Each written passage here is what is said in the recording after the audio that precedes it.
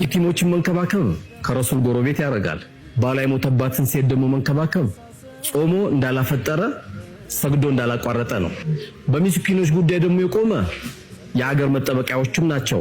ከሚመጣብንም በላ መጠበቂያ ናቸው። እነዚህን ሰዎችን ነው የሲርለና ይዞ እየተንከባከበ እያለበሰ እያበላ በማንኛውም ማህበራዊ ጉዳይ እየቆመ ያለው።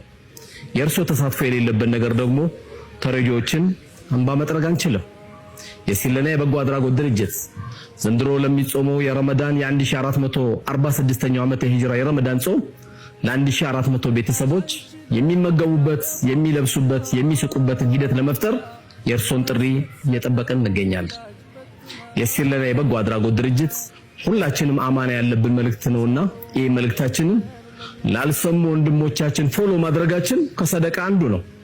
ሰዎች በማይመለከታቸውና ለማይረባም ነገር ፎሎ ያደርጋሉና ሰዎችን ማዳን፣ በሰዎች ጉዳይ መቆም ከሰዎች መካከል በላጭ ሰው ማለት ያ ነውና ይህን በላጫችንን ሁላችንም በመተባበር ፎሎ በማድረግ ስፖንሰር በመሆን ይሄ ሁሉ ደግሞ አልቻልንም ካልን ባዮ ላይ ባለው ከ100 ብር ጀምሮ በመመዝገብ የነዚህ እህቶቻችን፣ ልጆቻችን፣ እናቶቻችን እንባ ለመጥረግ በጋራ እንነሳ እንላለን።